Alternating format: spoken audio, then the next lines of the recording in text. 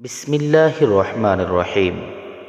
সম্মানিত শ্রোতা, আপনারা শুনছেন ইসলামিক লিটারেচার চ্যানেলের পক্ষ থেকে বাংলাদেশ জামাত ইসলামী পরিচিতি বই। এই বইটি ৩২টি পৃষ্ঠায় ২৫টি সূচিপত্রে লিপিবদ্ধ। আমরা প্রথম পর্বে ১৪টি সূচিপত্র ১৭ পৃষ্ঠার একটি ভিডিও তৈরি করেছি। এবার আমরা ১৫ নম্বর সূচি থেকে অর্থাৎ ১৮ পৃষ্ঠা থেকে আমরা দ্বিতীয় পর্ব শুরু করছি ইনশাআল্লাহ। ১৫ আমিরে জামাতের নির্বাচন। মজলিসে শুরা ভোটের মাধ্যমে আমির পদের জন্য ৩ জনের একটি প্যানেল তৈরি করেন। সারা দেশের সদস্যগণ, রোকনগণ উক্ত প্যানেলের মধ্য থেকে আমির নির্বাচনের জন্য নিজেকে ব্যতীত যে কোনো একজনকে ভোট দেন। অবশ্য কেউ চাহিলে এর বাহিরেও কোনো সদস্যকে রোকনকে ভোট দিতে পারেন। নির্বাচন কমিশন উক্ত ভোটের ভিত্তিতে সর্বোচ্চ ভোটপ্রাপ্ত ব্যক্তিকে আমিরে জামাত নির্বাচন হয়েছেন বলে ঘোষণা দেন।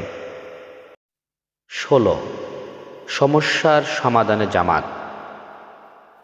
দেশের ও জনগণের সমস্যা সমাধানই সরকারের প্রধান দায়িত্ব। রাজনৈতিক দল সরকারি দায়িত্ব নেওয়ার উদ্দেশ্যেই গঠিত বলে স্বাভাবিকভাবেই তাদেরকে ওইসব সমস্যা সমাধানে জনগণের নিকট পেশ করতে হয়।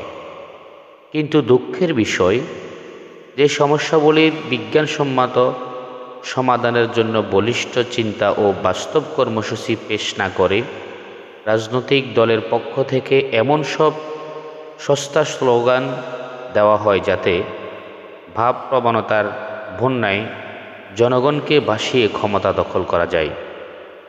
এতে এক শ্রেণীর সুবিধাবাদী উপকৃত হলেও বৃহত্তর জনগোষ্ঠী বা দেশের কোনো কল্যাণ সাধিত হয় না। জামাতে ইসলামী নিম্নরূপ দৃষ্টিভঙ্গিতে যাবতীয় সমস্যার সমাধান তলাশ করে। ১. জামাতের ইসলামী দৃঢ়ভাবে বিশ্বাস করে যে মানবজাতির মহান স্রষ্টা আল্লাহ রব্বুল আলামিন কোরআনের মারফত ও রাসূল সাল্লাল্লাহু আলাইহি ওয়াসাল্লামের বাস্তব উদাহরণের মাধ্যমে জনগণকে সুখী ও উন্নত করার যে পদ্ধতি শিক্ষা দিয়েছেন, সে পথ ছাড়া দুনিয়ার শান্তি ও আখিরাতের মুক্তির কোনো উপায় নেই। কোরআন ও সুন্নাহর ভিত্তিতে জামাত যে ম্যানিফেস্টো দিয়েছেন তাই এদেশের সব সমস্যা সমাধানের দিশারি। ২. আদর্শহীন রাজনীতি ও গদিলুবি নেতৃত্বের পরিবর্তে আদর্শভিত্তিক রাজনীতি চালু করে জ্ঞানী ও চরিত্রবান নেতৃত্ব কায়েম করতে হবে। কারণ সবচেয়ে বড় সমস্যা হলো অসৎ ও নীতিহীন নেতৃত্ব। ৩. আদর্শভিত্তিক রাজনৈতিক আন্দোলনের মাধ্যমে সৎ ও যোগ্য কর্মী বাহিনী তৈরি করে রাজনৈতিক ময়দান থেকে নীতিহীনতা, সন্ত্রাস ও উচ্ছৃঙ্খলতা দূর করতে হবে। আদর্শহীন রাজনৈতিক দল ও কর্মীদের দ্বারা মানুষের সমস্যা যে বাড়ে তা এদেশে কে অস্বীকার করতে পারে। ৪.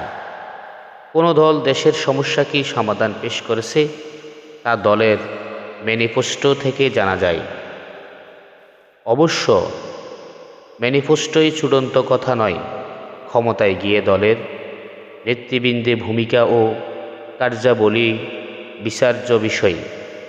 এ পর্যন্ত এ দেশে বহু দলই ক্ষমতায় গিয়েছেন। ভোটের সময় যে সব দল সুন্দর সুন্দর কথা বলেছেন, চমৎকার ম্যানিফেস্টো দিয়েছেন, বহু দফায় ওয়াদা পেশ করেছেন, কিন্তু ক্ষমতায় আরোহণ করেই তারা সেসব ওয়াদা ভুলে গেছেন, বিপরীত ভূমিকা পালন করেছেন, জনগণের সাথে বিশ্বাসঘাতকতা করেছেন। তাদের হাতে ধ্বংস হয়েছে জাতি, নৈতিক কাঠামো, চারিত্রিক ভিত্তি, রাজনৈতিক সততা, অর্থনৈতিক মেরুদণ্ড ও শিক্ষামান। দ্রুততর হয়েছে নৈতিক অবক্ষয় ও সামাজিক অধঃপতন। তাই কোনো দল কি ওয়াদা করেছে তা দেখেই যথেষ্ট নয়। যারা ওয়াদা করেছে তাদের চরিত্র ও সততা পয়লা বিচার করে দেখার বিষয়। নিম্নে জাতীয় জীবনের সমস্যা কবলিত কতিপয় মৌলিক বিষয়ে সমাধানে আমাদের প্রচেষ্টার উল্লেখ করা হলো। ক রাজনৈতিক সমস্যা সমাধানে জামাতে ইসলামী। আল্লাহ রসুল সাল্লাল্লাহু আলাইহি ওয়াসাল্লামের দাওয়াত প্রাপ্তদের সংগঠিত করা এবং সেই সংগঠিত জনগোষ্ঠীকে যোগ্যতা দক্ষতায় সমৃদ্ধ করে একটি ইসলামিক রাষ্ট্র প্রতিষ্ঠায় যে রাজনীতি করেছেন, জামাত সেই রাজনীতি করতে চায়। যেহেতু আমরা মনে প্রাণে রাসূল সাল্লাল্লাহু আলাইহি ওয়াসাল্লামকে একমাত্র অনুসরণযোগ্য আদর্শ নেতা বলে গ্রহণ করেছি, সেহেতু রাসূল সাল্লাল্লাহু আলাইহি ওয়াসাল্লাম যা করেছেন, যা করতে বলেছেন এবং যা তিনি অনুমোদন করেছেন, রাসূল সাল্লাল্লাহু আলাইহি ওয়াসাল্লামের সেই সুন্নাহ অনুযায়ী জীবনের প্রতিটি কাজ সম্পূর্ণ করাই আমাদের প্রধান দায়িত্ব। আমরা ঠিক ততটুকু রাজনীতি করতে চাই যতটুকু আমাদের প্রিয় নবী সাল্লাল্লাহু আলাইহি ওয়াসাল্লাম করেছেন, এর কমও নয়, বেশিও নয়। ইসলামকে খণ্ডিতভাবে যারা মানতে চায় তাদের তর্ক করে দিয়ে আল্লাহ রাব্বুল আলামিন ইরশাদ করেন, বিসমিল্লাহির রহমানির রহিম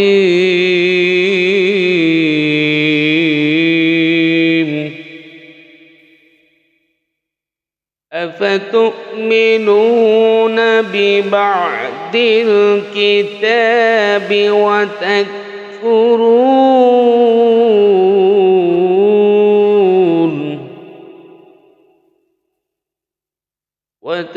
وتكفرون ببعض فما جزاء من يفعل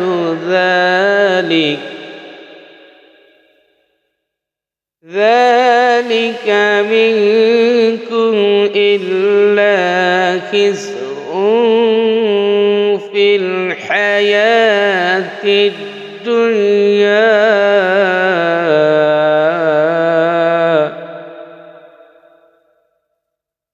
ويوم القيامة يردون إلى أشد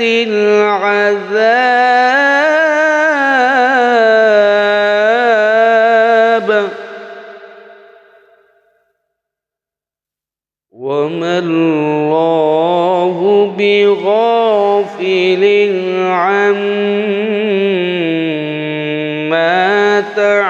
تعملون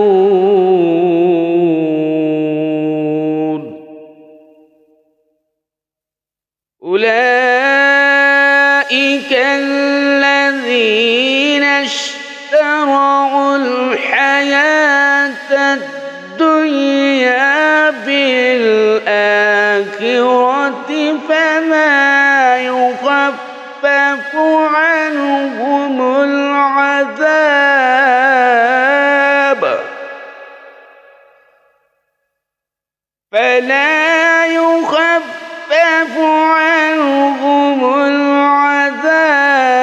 ولا هم ينصرون।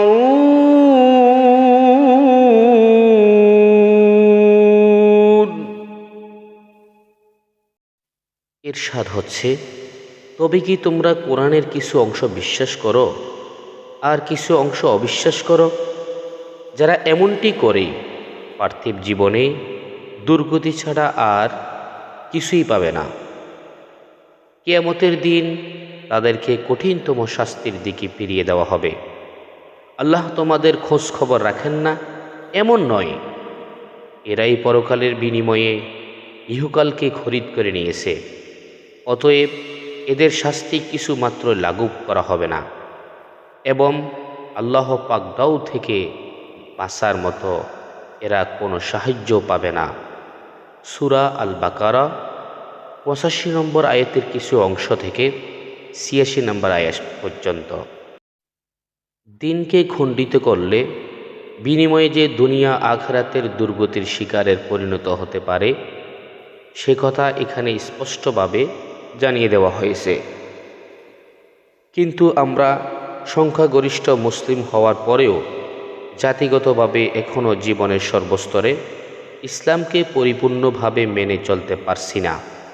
এটাই আমাদের ইহকালীন দুর্গতি ডেকে আনছে এবং আল্লাহর ঘোষণা অনুযায়ী পরকালও এই আংশিক অনুসরণ আমাদের মুক্তির অন্তরায় হবে। যে জীবনাচরণ আমাদের ইহকাল ও পরকাল দুটোই বরবাদ করবে, কোনো মুসলিম সেই আচরণ করতে পারে না। আমরা জেনে শুনেও এই আত্মধ্বংসী পথে পা বাড়াতে চাই না বলেই ইসলামী রাজনীতি না করে আমাদের উপায় নেই। খ, অর্থনৈতিক সমস্যা সমাধানে জামাতে ইসলামী। আল্লাহর দুনিয়া যত মানুষ সৃষ্টি করেছেন, সম্পদ সৃষ্টি করেছেন তার চেয়ে অনেক বেশি। জমিনের উপর সম্পদ, ভূগর্ভের সম্পদ, পানিতে সম্পদ, পাহাড়ে সম্পদ, এত বেশি সম্পদ পৃথিবীতে ছড়িয়ে আছে। আল্লাহর বিধান মতো চললে মানুষের কোনো অভাব থাকার কথা ছিল না। কিন্তু পুঁজিবাদী অর্থনীতি মানুষকে এমনভাবে বিভাজন করেছে যে একদল সম্প্রদায়ের পাহাড় গড়ে তুলেছে, অন্য দল সম্প্রদায় অভাবে মানবেতর জীবনযাপন করতে বাধ্য হচ্ছে। অন্যদিকে সমাজতান্ত্রিক অর্থব্যবস্থা মানুষের ব্যক্তি স্বাধীনতা কেড়ে নিয়ে তাকে করে তুলছে যন্ত্র মানব। সম্পদের সুষম বন্টন হলে মানবজাতি এরকম কঠিন সংকটে পড়ত না। আল্লাহর রসুল সাল্লাল্লাহু আলাইহি ওয়াসাল্লাম ইসলামী অর্থব্যবস্থা গড়ে তোলে সমাজ থেকে দারিদ্র্য ও বেকারত্ব নির্মূল করেছিলেন। সেই আরবে ইসলাম আসার আগে মানুষ দারিদ্র্যের ভয়ে কন্যা সন্তানকে জীবন্ত কবর দিত। ইসলাম এসে সেই আরবে এমন অবস্থা সৃষ্টি করল যে জাকাত নেয়ার মতো কোনো লোক আরবে পাওয়া যেত না বলেই তা বিদেশে গরিবদের জন্য পাঠিয়ে দেওয়া হতো।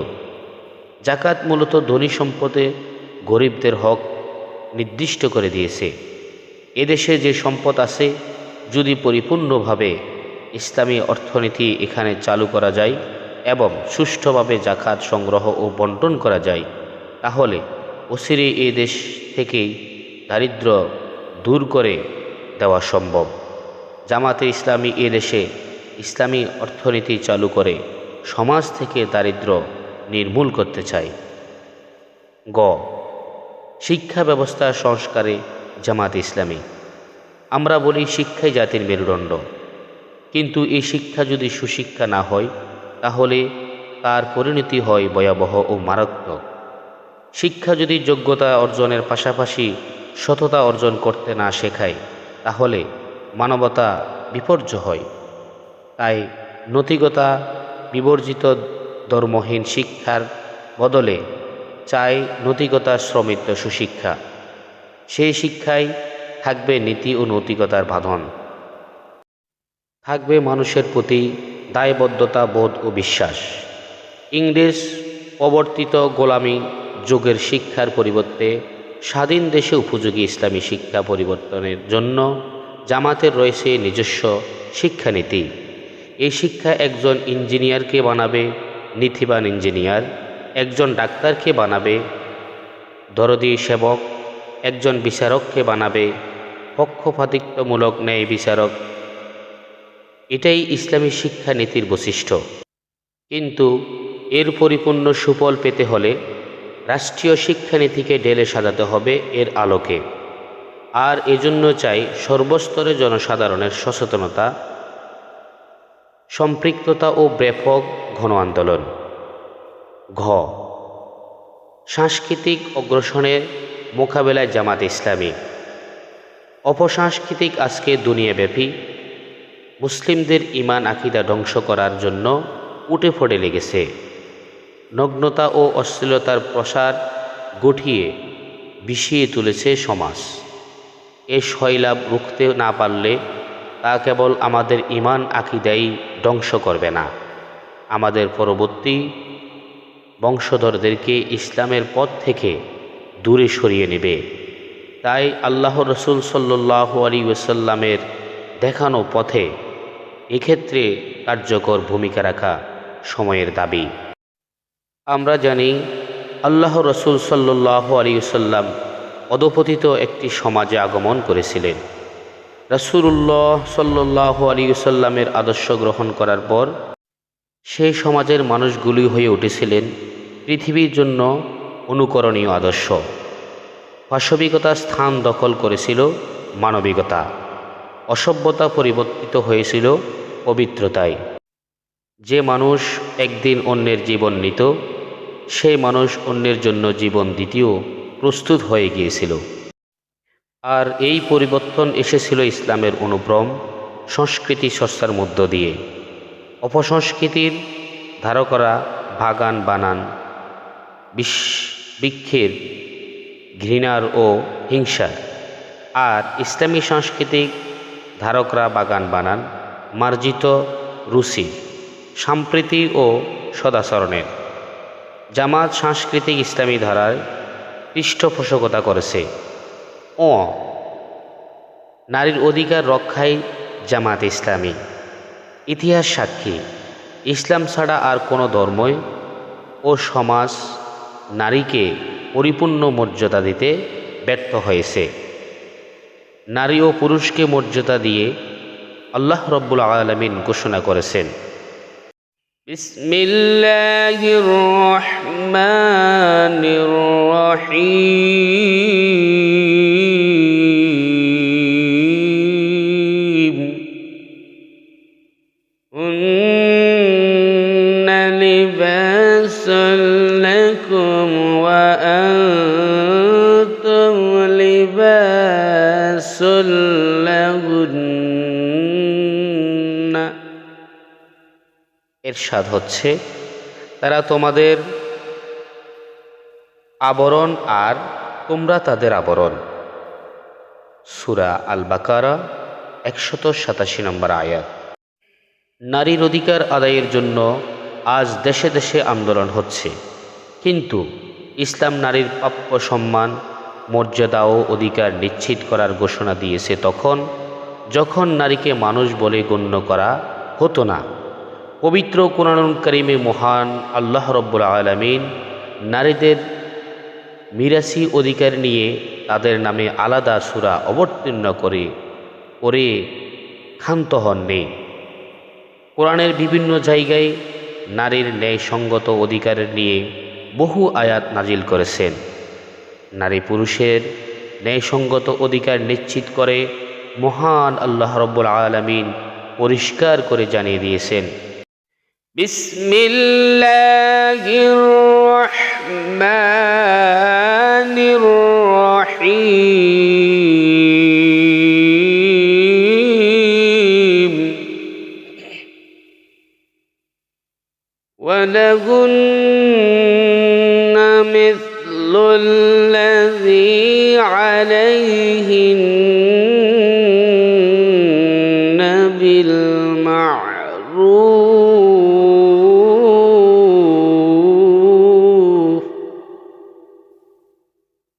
ওয়ালিররিজালি আলাইহিন্না দারাজাহ ওয়াল্লাহু আজিজুল হাকীম।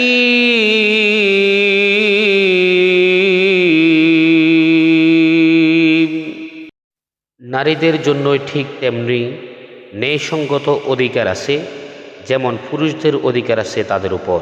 তবে পুরুষদের তাদের উপর একটি মর্যাদা আছে, আর সবার উপরে আছেন আল্লাহ, সর্বাধিক ক্ষমতা ও কর্তৃত্বের অধিকারী, বিচক্ষণ ও জ্ঞানী।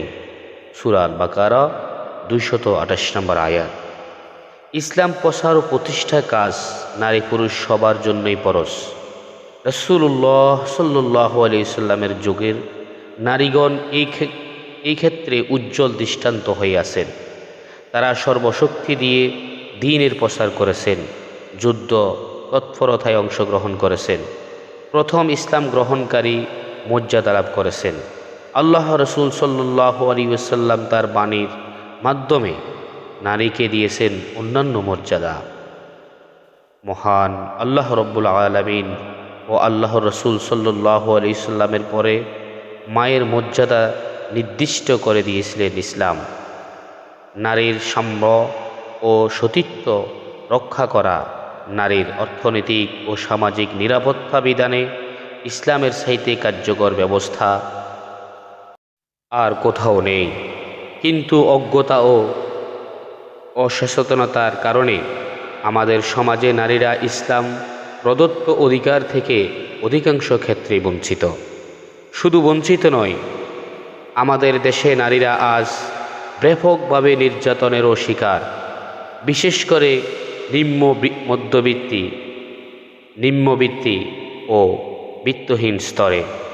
এমনকি উচ্চবিত্তি শিক্ষিত সমাজও নারীরা বঞ্চনা ও নির্যাতনের শিকার।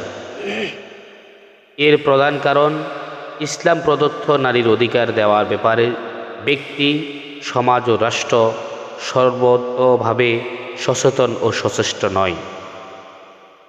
যৌতুক সমাজের জন্য এক অভিশাপ। নারীরাই অধিকাংশ ক্ষেত্রে এর শিকার হয়ে থাকে। এর কারণ ইসলামী বিধান সম্পর্কে জানা ও মানার ব্যাপারে অজ্ঞতা ও অবহেলা। যৌতুক দেয়া নেওয়া ইসলামে হারাম। এই হারাম কাজ থেকে বিরত রাখার জন্যই জামাত যৌতুকবিহীন বিয়ের ব্যাপারে জনগণকে নিরল স্বভাবে সচেতন করে যাচ্ছে।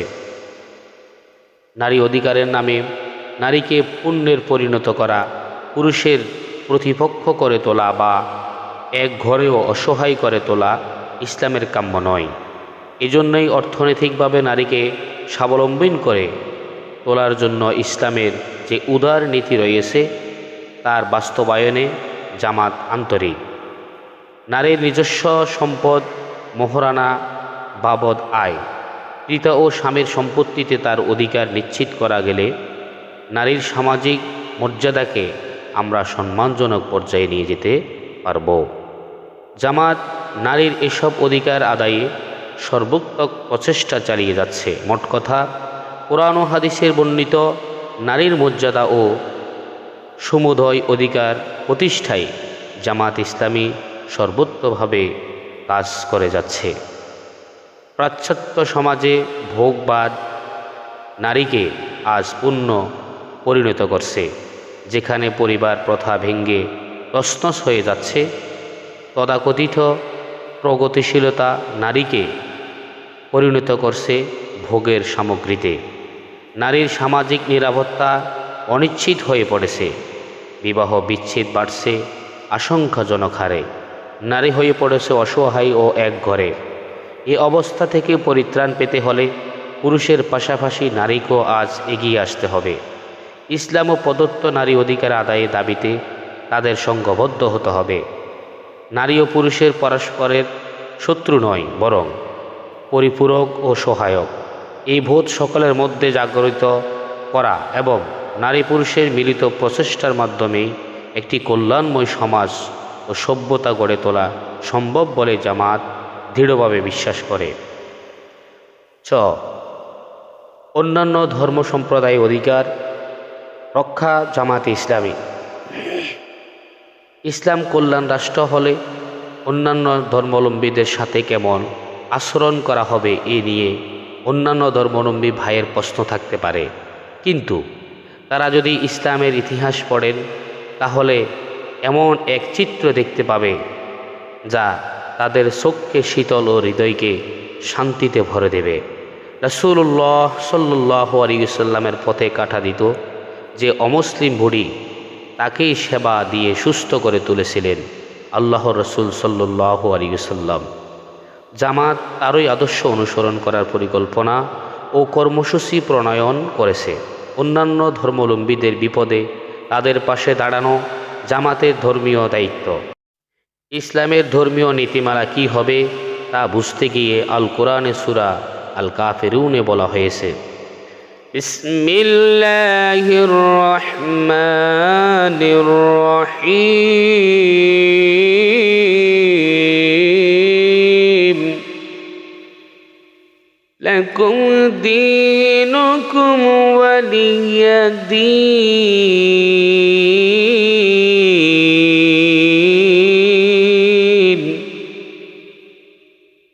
ইরশাদ হচ্ছে, তোমাদের ধর্ম তোমাদের জন্য, আমার ধর্ম আমার জন্য।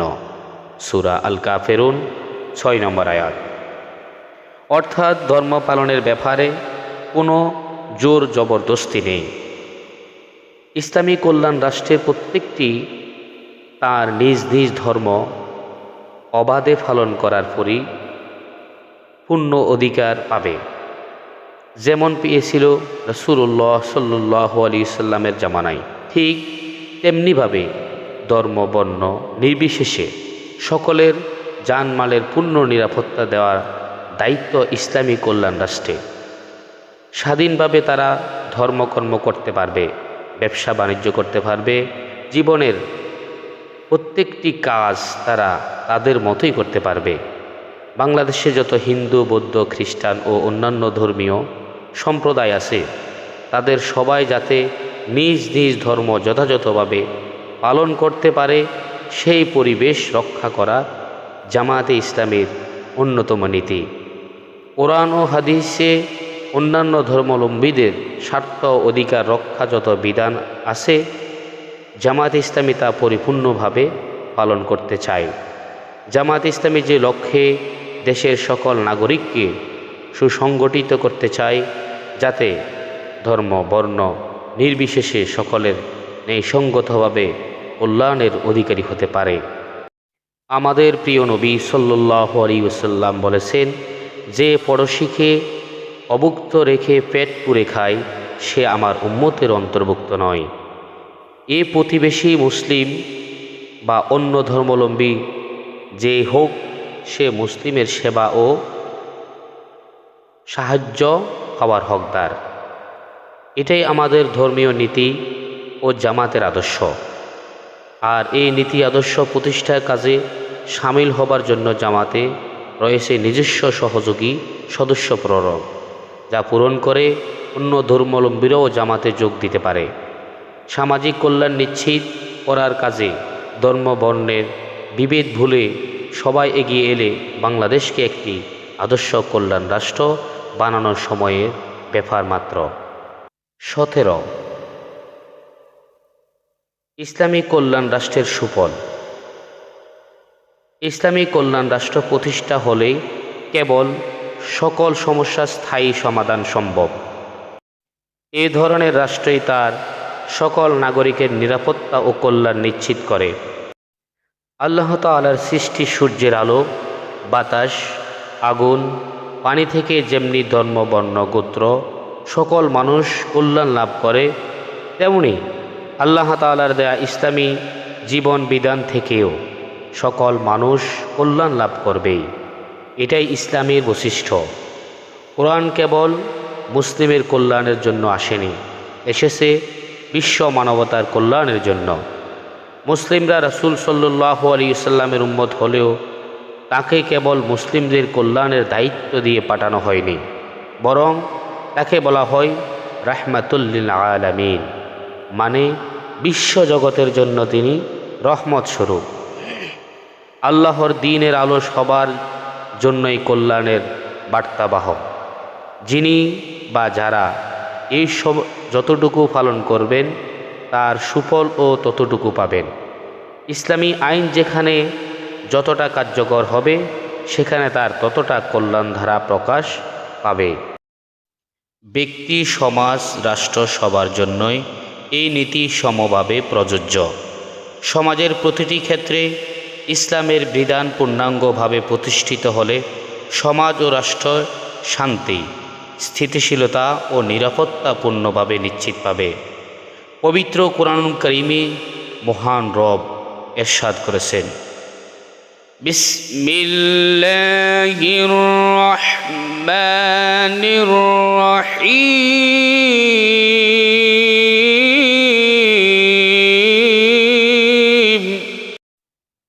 وعد الله الذين آمنوا منكم وعملوا الصالحات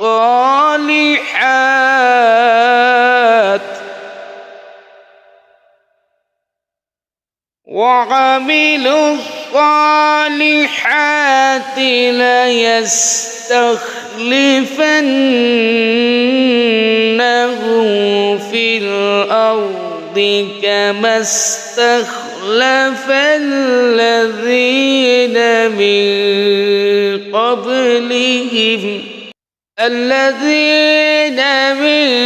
قبلهم وليمكنن لهم دينهم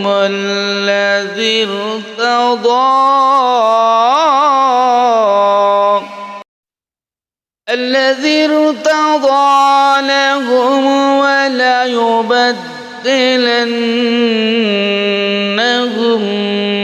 من بعد خوفهم أمنا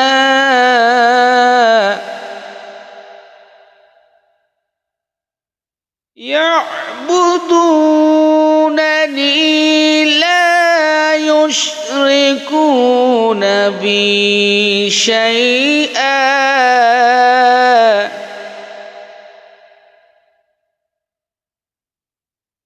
ومن كفر بعد ذلك فأولئك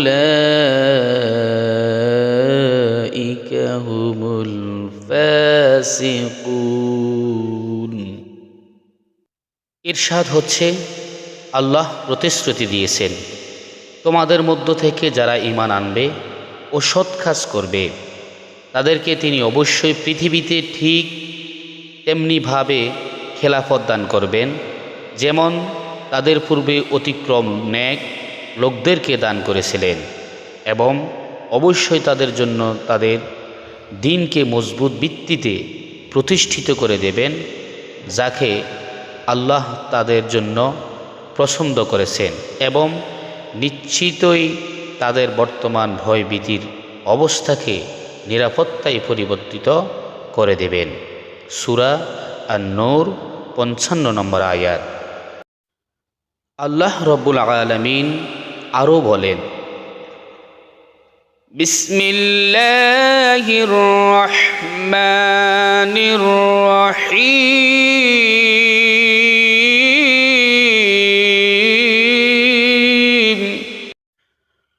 ওয়ালাউ আন্না আহলাল কুরা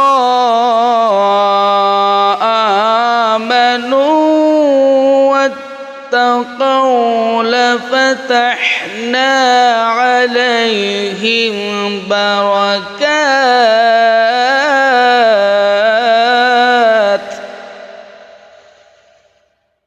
بركات من السماء والأرض ইলা আখির আয়া। ইরশাদ হচ্ছে, যদি জনপদের লোকেরা ঈমান আনত এবং তাকওয়ার নীতি অবলম্বন করত, তাহলে আমি তাদের জন্য অবশ্যই আকাশ ও পৃথিবীর বরকতসমূহের দুয়ার খুলে দিতাম। সূরা আল-আরাফ 96 নম্বর আয়াতের কিছু অংশ।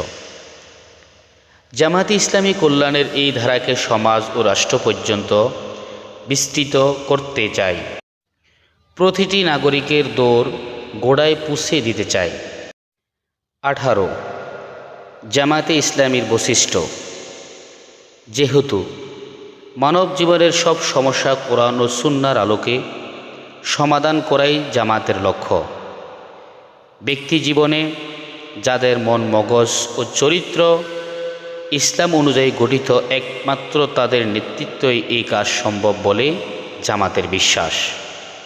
সেহেতু সত্যিকার মুসলিমের কাঙ্ক্ষিত মান অর্জন না করা পর্যন্ত জামাত কাউকে সদস্য রোকন বানান নাই। জামাতের নেতৃত্ব ইসলামী চরিত্র ও আন্দোলনের প্রতি নিষ্ঠা দ্বারা নির্ধারিত হয়। এখানে ডিগ্রি, ধন সম্পদ ও প্রভাব প্রতিপত্তি দ্বারা নেতৃত্বে নিয়ন্ত্রিত নয়।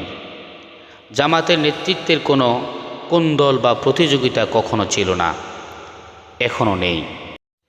নেতৃত্বের আকাঙ্ক্ষা ও চেষ্টা করা জামাতের ঘৃণ্য অপরাধ বলে গণ্য। জামাতের কোনো ব্যক্তিকে রেডিমেড নেতা হিসেবে গণ্য করা হয় না। সদস্য রোকন হওয়ার পর যোগ্যতা থাকলে তার ইচ্ছার বিরুদ্ধে নেতৃত্বের দায়িত্ব আসবে। তখন শরঈ ওজর ব্যতীত নেতৃত্ব কবুল করতে অস্বীকার করাও জামাতের নীতি বিরোধী কাজ। ১৯ জামাতে ইসলামীর অবদান। বাংলা ভাষায় ইসলামী সাহিত্যের বিপুল সমাহার ও ব্যাপক প্রচার ঘটিয়েছে। রাজনৈতিক অঙ্গনে শক্তিশালী ইসলামী ধারা সৃষ্টি ও জাতীয় রাজনীতিতে ইতিবাচক ভূমিকা পালনে গুরুত্বপূর্ণ অবদান রেখেছে। মাদ্রাসা ও সাধারণ শিক্ষায় শিক্ষিত লোকদের যোগ্যতা বৃদ্ধি করে ঐক্যবদ্ধভাবে দেশ ও জনগণের খেদমত করার পরিবেশ সৃষ্টি করেছে।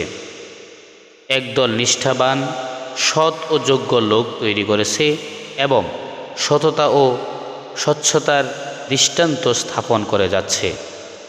২০ আপনি কোন দলে যোগ দেবেন?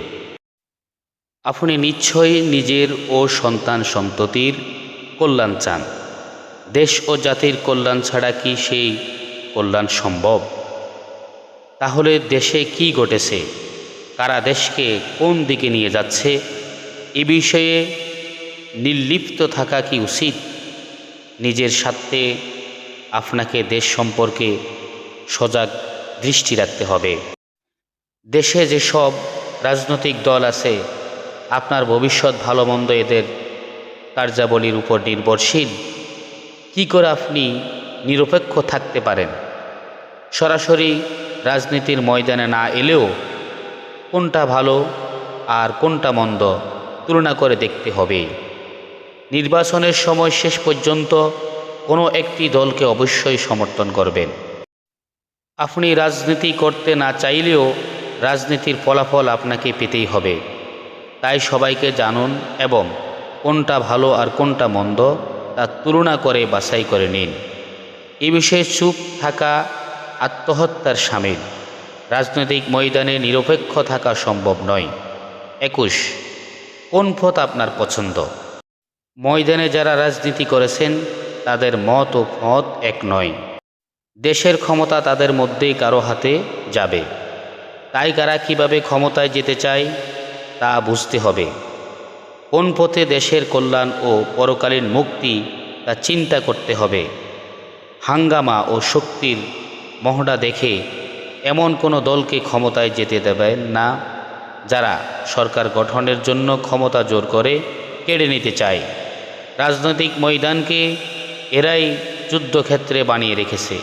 হিংসা, বিদ্বেষ ও গালির ভাষায় এরা কথা বলে। শ্রেণীবিদ্বেষ এদের রাজনৈতিক আদর্শ হওয়ায় রাজনীতিতে তাদের হিংসা মেজাজ সৃষ্টি হওয়া স্বাভাবিক। এই ধরনের মনোভাব সম্পন্ন লোকদের জন্য যদি আপনি এই ময়দান ছেড়ে দেন, তাহলে গণতান্ত্রিক পরিবেশ কোনো দিন ফিরে আসবে না। নির্বাচনের মাধ্যমে জনগণের সমর্থন নিয়ে যারা ক্ষমতায় আসতে চান, তারা আত্মবিশ্বাসে বলীয়ান। জনগণের উপর তাদের আস্থা আছে। তাদের আদর্শ জনসমর্থন পাওয়ার যোগ্য বলে তারা বিশ্বাস করে। কিন্তু সশস্ত্র বিপ্লবের যারা হুমকি দেয়, যারা সন্ত্রাসের ভাষায় কথা বলে, রাজনীতির ময়দানে বুদ্ধি ও যুক্তির বদলে দৈহিক শক্তি ব্যবহার করে, তারা জনগণকে বিশ্বাস করে না। তারা ক্ষমতা পেলে মানুষের অধিকার হরণ করবেই। জনসমর্থন না নিয়ে বন্দুকের যুগে ক্ষমতায় দখল করা একটি জাতির উপর চরম ডাকাতি ছাড়ার কিছুই নয়। আপনি কোন পথ পছন্দ করেছেন? গণতন্ত্রের পথ পছন্দ হলে চুপ করে থাকবেন না, জনগণের হাতে ক্ষমতা বহাল রাখতে ময়দানে নেমে আসুন। একমাত্র এই উপায়ে রাজনৈতিক ডাকাতি থেকে দেশকে বাঁচাতে পারবেন, নিজেও বাঁচবেন। 22, আপনি কি জামাতকে সঠিকভাবে জানেন? ভালোভাবে না জেনে সমর্থন করা বা বিরোধিতা করা বুদ্ধিমানের কাজ নয়। জানতে হলে জামাতের দায়িত্বশীলদের সাথে কথা বলুন, জামাতের সাহিত্য পড়ুন, জামাতের সমাবেশে যোগ দিন এবং জামাতের কার্যাবলী দেখুন।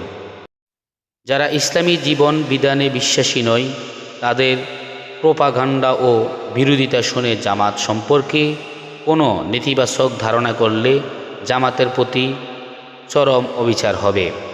জামাতকে অন্যের কাছ থেকে জানবার চেষ্টা না করে সরাসরি জামাতের সাহিত্য ও কর্মীদের কাছ থেকে জানুন এবং আল্লাহর দেয়া বিবেক, বুদ্ধি ও জ্ঞানের ভিত্তিতে সিদ্ধান্ত নিন। 23, মুসলিম হিসেবে আপনার কর্তব্য। আল্লাহর রসুল সাল্লাল্লাহু আলাইহি ওয়াসাল্লামের জীবন যদি আপনার একমাত্র আদর্শ হয়ে থাকে তাহলে জীবনের সব ব্যাপারে কি তাকে পরিপূর্ণ অনুসরণ করা কর্তব্য নয়? তাকে শুধু মসজিদে মানলেই কি চলবে? তিনি আল্লাহর আইন মোতাবেক দেশ শাসন করে যে আদর্শ শেখালেন তা অনুসরণ না করলে মুসলিম জীবনের দায়িত্ব কি পালন করা হয়? এই দায়িত্ব পালন সকল মুসলিম নরনারীর উপর ইসলাম ফরজ করে দিয়েছেন। এই কর্তব্য পালনের প্রয়োজনে জামাতে ইসলামী গঠিত। একজন মুসলিম যেহেতু একা এ দায়িত্ব পালন করতে সক্ষম নয়, জামাতবদ্ধ প্রচেষ্টা তাই মুসলিম জীবনের প্রধান কর্তব্য। এ কর্তব্য অবহেলা করে ধর্ম পালন করে যদি যথেষ্ট হতো তাহলে আল্লাহ রসুল সাল্লাল্লাহু আলাইহি ওয়াসাল্লাম এত ঝামেলা পোহালেন কেন? ইসলামকে রসুল সাল্লাল্লাহু আলাইহি ওয়াসাল্লামের চেয়ে বেশি কে বুঝতে পারে? তিনি যা করে গেছেন এর সবটুকুই ইসলাম। নামাজ, রোজা, জিকির, তেলাওয়াত ইত্যাদি ওই আসল দায়িত্ব পালনের প্রাথমিক প্রস্তুতি মাত্র। দ্বীনের যথার্থ দায়িত্ব ও কর্তব্য হল ইকামতের দ্বীন বা ইসলামের প্রতিষ্ঠা। সকল নবী রাসূল এজন্যই তাদের যাবতীয় চেষ্টা প্রচেষ্টায় নিয়োজিত করেছেন। শেষ নবী হযরত মুহাম্মদ সাল্লাল্লাহু আলাইহি ওয়াসাল্লাম এই কাজের পরিপূর্ণতা বিধান করেছেন এবং পরবর্তীদের জন্য নমুনা রেখে গেছেন। 24, দেশবাসীর প্রতি আমাদের আহ্বান। সাধারণভাবে বাংলাদেশের রাজনীতি প্রতিহিংসাপরায়ণ, প্রতারণাপূর্ণ ও ষটকদার স্লোগান সর্বোচ্চ। মানুষকে যুক্তি বুদ্ধি দ্বারা পরিচালিত করার পরিবর্তে তাদের মনে স্বার্থপরতা, লোভ ও ভয় সৃষ্টি করে ছলে ভলে কৌশলে তারা জনগণের সমর্থন আদায় করার চেষ্টা করে। এক শ্রেণীর রাজনীতিবিদের দুর্নীতি, রাষ্ট্রীয় সম্পদ লুণ্ঠন, জনস্বার্থের পরিবর্তে ব্যক্তি ও দলীয় স্বার্থে বেপরোয়া আচরণ, শোষণ, নির্যাতনে এই দেশের গণমানুষ আজ অতিষ্ঠ। সাধারণ মানুষ এই অবস্থা থেকে পরিত্রাণ চায়, কিন্তু কায়েমি স্বার্থবাদী মহলের ভয়ে একথা অনেকে মুখে ফুটে বলতে সাহস পায় না। অথচ পৃথিবীর ইতিহাস সাক্ষ্য দেয় প্রতিটি সমাজ বিপ্লব প্রভাবশালী ও স্বার্থবাদী মহল নয়, সাধারণ মানুষের আর্থি ও আকাঙ্ক্ষাই বিজয়ী হয়।